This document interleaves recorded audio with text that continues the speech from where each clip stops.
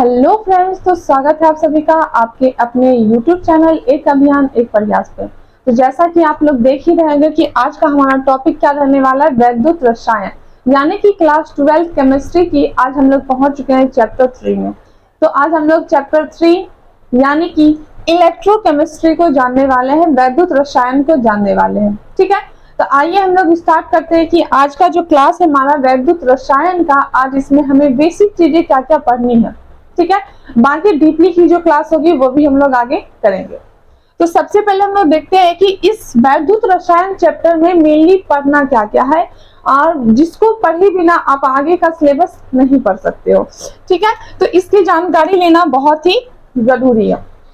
सबसे पहले हम लोग देखते हैं कि वैद्युत रसायन चैप्टर का नाम क्या है, वैद्युत रसायन, इलेक्ट्रोकेमिस्ट्री, यानी कि वैद्युत रसायन होता क्या है। तो देखिए, सबसे पहले लिखे हैं कि रसायन विज्ञान की वैसी शाखा, क्या कहेंगे, रसायन विज्ञान की वैसी शाखा जिसमें विद्युत ऊर्जा, क्या कहेंगे, जिसमें विद्युत ऊर्जा एवं रासायनिक ऊर्जा के बारे में पढ़ते हैं और उनके पारस्परिक संबंधों के बारे में भी पढ़ते हैं, उसे क्या कहते हैं, वैद्युत रसायन कहते हैं। रसायन विज्ञान की वह शाखा जिसमें हम लोग विद्युत ऊर्जा और रासायनिक ऊर्जा के परस्पर संबंधों के बारे में पढ़ते हैं, उसे क्या कहते हैं, वैद्युत रसायन कहते हैं। यानी कि जो हमारा विद्युत ऊर्जा रहेगा और जो रासायनिक ऊर्जा रहेगा, उनसे जो बंधन बनेगा, उस बंधन का अध्ययन ही क्या कहलाता है, वैद्युत रसायन कहलाता है।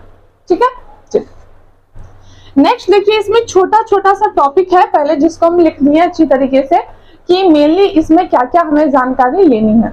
ठीक है, तो वैद्युत अनअपघट पहला टॉपिक क्या रहेगा हमारा, वैद्युत अनअपघट रहेगा।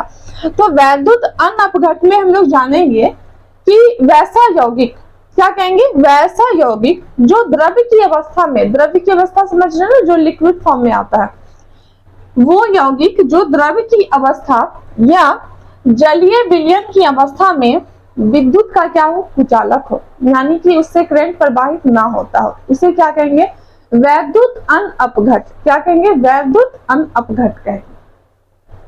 यानी कि इसमें हमें ऐसे यौगिक को लेना है, कैसे, किसको लेना है, यौगिक को, कंपाउंड को लेना है। ठीक है, इसमें हमें वैसे यौगिक को लेना है जो यौगिक द्रव्य की अवस्था में या जलीय विलयन की अवस्था में विद्युत का क्या होता है, कुचालक होता है, यानी कि उसमें करंट प्रवाहित नहीं करता है, तो उसे हम लोग कहते हैं कि वैद्युत अनअपघट। किस नाम से जानते हैं, वैद्युत अनअपघट।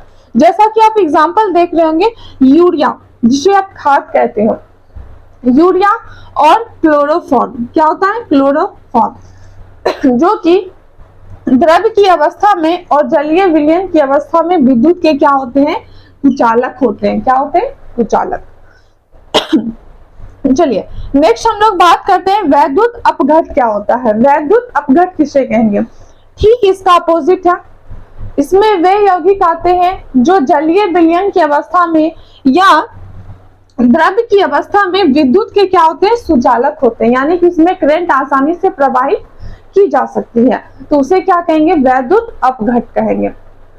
जिस यौगिक में जो यौगिक द्रव्य की अवस्था में या जलीय विलयन की अवस्था में विद्युत का सुचालक हो, यानी कि इसमें करंट प्रवाहित हो सकता हो, उसे क्या कहेंगे, वैद्युत अपघट कहेंगे। क्या कहेंगे, वैद्युत अपघट।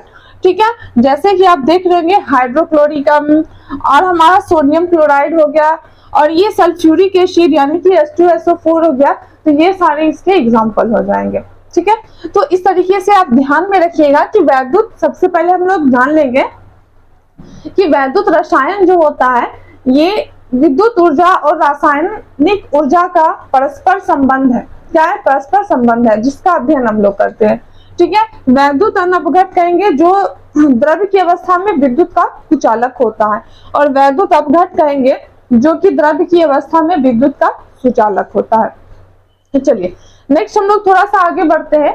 अगला टॉपिक आता है हमारा कि सबल वैद्युत अपघट क्या है। क्या है, सबल वैद्युत अपघट क्या है, यानी कि आप इसे कह सकते हो कि ये वैद्युत अपघट का क्या है, प्रकार है। वैद्युत अपघट का ही प्रकार है। वैद्युत अपघट के कितने प्रकार है, दो प्रकार, सबल वैद्युत अपघट और दुर्बल वैद्युत अपघट। तो वैद्युत अपघट का प्रकार के बारे में अब मुझे पढ़ना है। तो सबल वैद्युत अपघट किसको कहेंगे? जो जलीय विलयन में, या फिर आप कह सकते हो कि वैसा वैद्युत अपघट, ठीक है, वैसा वैद्युत अपघट जो जलीय विलयन की अवस्था में पूर्णतः अपने आयनों में परिवर्तित होता है या फिर पूर्णतः अपने आयनों में टूट जाता है, उसे क्या कहेंगे? सबल वैद्युत अपघट। यानी कि देखिए, सबल का मतलब होता है अच्छा। क्या होता है? अच्छा। यानी कि जो सभी सही तरीके को मानता है, ठीक है, जो सभी चीज को फॉलो करता है। कहने का मतलब है सबल का अर्थ होता है जब अच्छा, तो ये जब जलीय विलयन की अवस्था में आता है तो ये पूर्णतः अपने आयनों में क्या होता है? टूट जाता है, जिसकी वजह से इसको कहते हैं सबल वैद्युत अपघट। ठीक है, परिभाषा को भी याद रखेंगे कि वैसा वैद्युत अपघट जो जलीय विलयन की अवस्था में पूर्णतः अपने आयनों में परिवर्तित होता है या फिर टूट जाता है। नेक्स्ट अगर हम लोग बात करें कि दुर्बल वैद्युत अपघट क्या है, दुर्बल वैद्युत अपघट क्या है या फिर दुर्बल वैद्युत अपघट किसे कहते हैं, तो इसमें कहेंगे कि वैसा वैद्युत अपघट जो जलीय विलयन की अवस्था में अंशतः अपने आयनों में परिवर्तित होता है। थोड़ा सा डिफरेंट है, इसमें हमने क्या लिखा है? पूर्णतः। क्या लिखा है? पूर्णतः।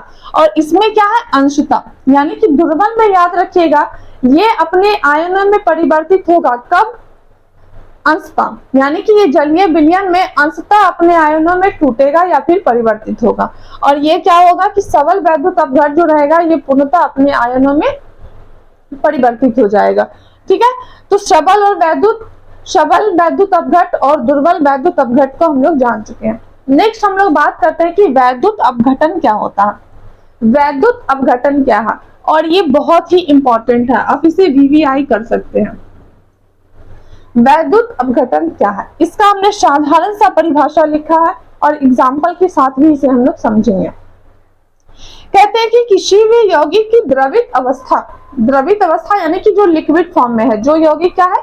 लिक्विड फॉर्म में है, द्रवित अवस्था या जलीय विलयन की अवस्था में, दोनों सेम चीज है, द्रवित अवस्था बोले या जलीय विलयन की अवस्था में विद्युत धारा को प्रवाहित कर, यानी कि विद्युत धारा को प्रवाहित करना है और यौगिक को अपघटित करने की जो प्रक्रिया होती है उसे क्या कहते हैं? वैद्युत अपघटन कहते हैं।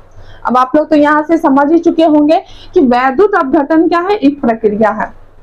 वैद्युत अपघटन क्या है? एक प्रक्रिया है जो कि किसी भी यौगिक को जो है ये द्रवित अवस्था में रहे या जलीय विलयन की अवस्था में रहे, जब इसमें विद्युत धारा को प्रवाहित करते हैं तो यौगिक क्या होता है? अपघटित होता है, यानी कि अलग हो जाता है। ठीक, तो इस प्रक्रिया को ही क्या कहते हैं? वैद्युत अपघटन कहते हैं। ठीक है, ध्यान में रखिएगा, वैद्युत अपघटन क्या है? एक प्रक्रिया है। जैसे आप यहाँ पे कह सकते हो, एग्जाम्पल में हम लोग जानेंगे कि द्रवित सोडियम क्लोराइड का, द्रवित सोडियम क्लोराइड का वैद्युत अपघटन, क्या लिखेंगे? द्रवित सोडियम क्लोराइड का वैद्युत अपघटन। अब ये किस तरीके से किया जाएगा इसका वैद्युत अपघटन, तो देखिए ध्यान दीजिएगा थोड़ा सा। द्रवित सोडियम क्लोराइड का, यानी कि सोडियम क्लोराइड जो है हमारा, ये किस फॉर्म में रहेगा?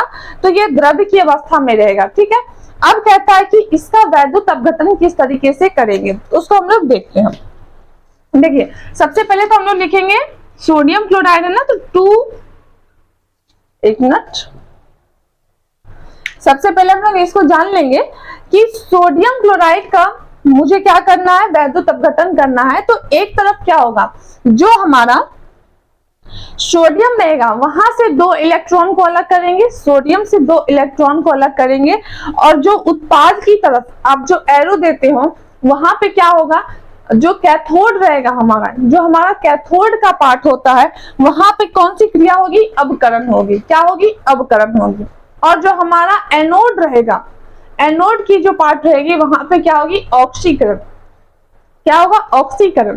तो कैथोड पे जब हुआ अपकरण और एनोड पे क्या हुआ? ऑक्सीकरण, तब जाके ये बनाता है 2Na प्लस 2Cl माइनस, और रिएक्शन आप कह सकते हो 2Na प्लस Cl2।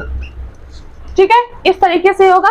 या फिर आप यहीं पे नोट में थोड़ा सा लिख लें कि कैथोड के पार्ट पे क्या होगा, कैथोड पे क्या होगा, अवकरण की क्रिया, अवकरण होगा यहाँ पे, और एनोड पे क्या हो जाएगा, ऑक्सीकरण। क्या होगा, ऑक्सीकरण। तो इस तरीके से हम लोग द्रवित सोडियम क्लोराइड का वैद्युत अपघटन कर सकते हैं।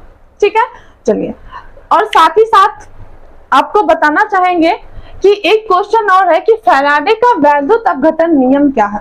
फैराडे का वैद्युत अपघटन नियम क्या होता है, इसे हम लोग प्रूफ करते रहेंगे, और प्रूफ करने के साथ ही साथ इसको हम लोग समझेंगे अगली क्लास में। और आपकी जानकारी के लिए बस इतना बता दें कि फैराडे का वैद्युत अपघटन नियम जो है ये लगभग कितने ईस्वी में आया था, तो 1832 ईस्वी में।